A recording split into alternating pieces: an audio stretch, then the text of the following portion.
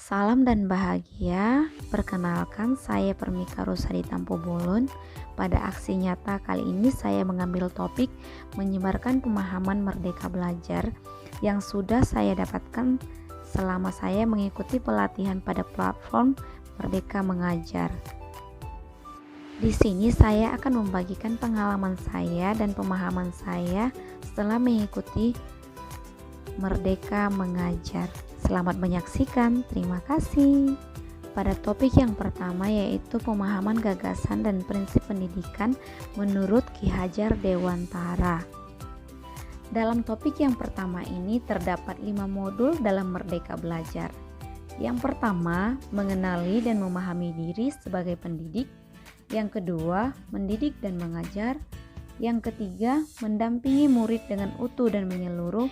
Yang keempat, mendidik dan melatih kecerdasan budi pekerti. Dan yang kelima, pendidikan yang mengantarkan keselamatan dan kebahagiaan. Modul yang pertama, mengenali dan memahami diri sendiri sebagai pendidik. Yang pertama itu terbagi dua, merefleksikan diri dan peranan sebagai pendidik. Yang kedua, memproyeksikan diri jadi guru seperti apa di masa yang akan datang atau di masa depan. Karena lebih baik terlebih dahulu kita memerdekakan diri sebelum memerdekakan peserta didik kita masing-masing.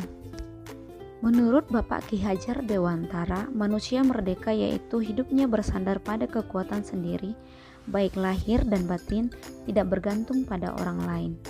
Sebagai pendidik, kita harus menyadari, mengenali terlebih dahulu diri kita sebagai pendidik, mampu mengenali dan menyadari kelemahan, kekurangan, serta kelebihan yang kita miliki agar kita dapat mengenali karakteristik murid dan kebutuhannya.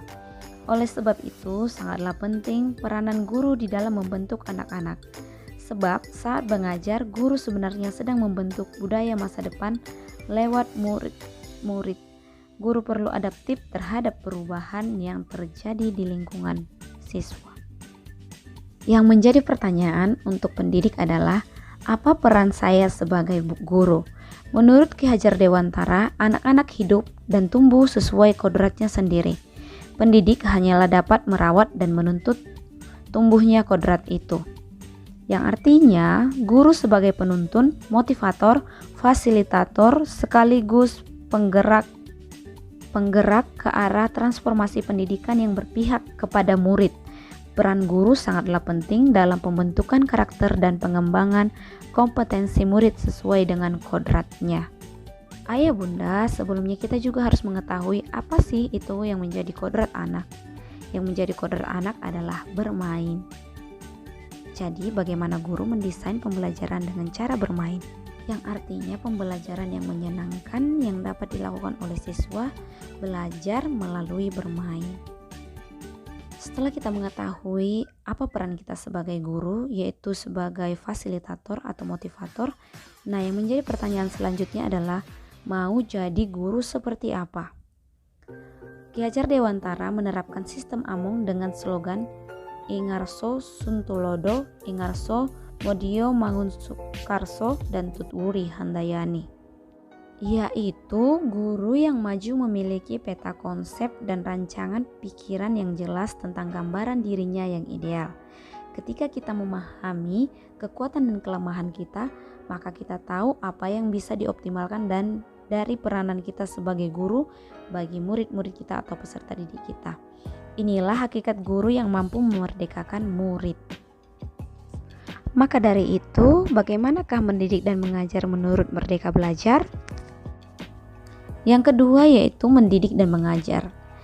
Bagaimana sih sistem pendidikan pada zaman kolonial atau yang masih sering kita terapkan pada murid-murid kita? Yaitu yang pertama, meminta murid berdiri di depan kelas saat lalai mengerjakan tugas. Yang kedua, murid duduk rapi di depan kelas dan hening. Yang keempat, memberikan perankingan pada murid dari hasil pengetahuannya saja. Yang keempat, memukul murid karena tidak mengerjakan tugas. Mendidik dan mengajar. Apa itu mendidik dan mengajar? Menurut Ki Hajar Dewantara, mendidik merupakan menuntun segala kodrat yang ada pada anak agar dapat mencapai keselamatan dan kebahagiaan yang setinggi-tingginya.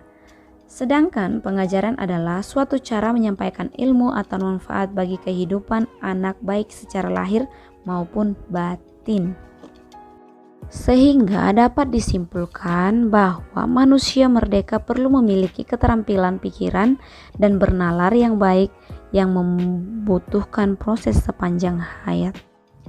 Yang ketiga yaitu mendampingi murid dengan utuh dan menyeluruh. Dalam proses pendampingan murid dengan utuh dan menyeluruh, kita harus menyesuaikan dengan kodrat keadaan peserta didik kita. Kodrat keadaan di sini terbagi dua, yaitu kodrat zaman dan kodrat alam.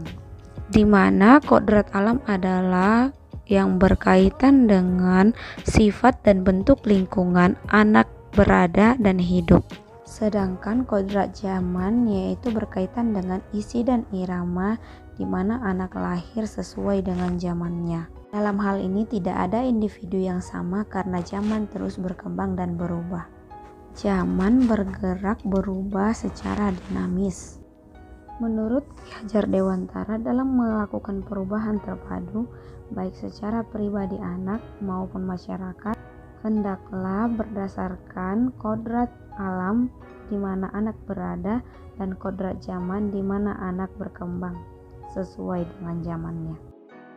Dalam mendampingi murid, guru juga harus menerapkan asas trikon, yaitu kontinu, konvergen, dan konsentris.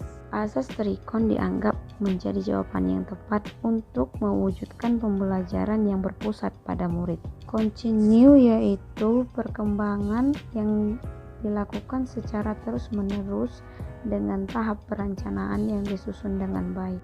Konvergen artinya pembelajaran dapat mengambil berbagai sumber baik dari luar maupun dari dalam negeri. Dan konsentris artinya pembelajaran yang dilakukan harus bersifat atas kepribadian kita sendiri. Dalam implementasi Merdeka Belajar dan Mengajar, guru hendaknya mendidik dan melatih kecerdasan budi pekerti. Budi pekerti, budi yaitu ranah batin meliputi cipta, rasa, dan karsa. Sedangkan pekerti yaitu meliputi ranah lahir yang mewujudkan tenaga.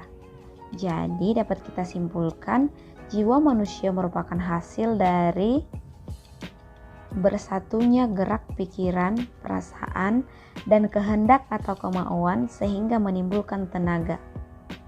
Hal itu meliputi melatih keberanian anak atau peserta didik berpendapat. Yang kedua yaitu mengolah perasaan dan emosi, mengasah akal, kreativitas atau ide yang terbentuk dari pikiran si anak. Dan yang terakhir yaitu pendidikan dapat mempengaruhi intelijen dan perkembangan biologis murid atau peserta didik kita.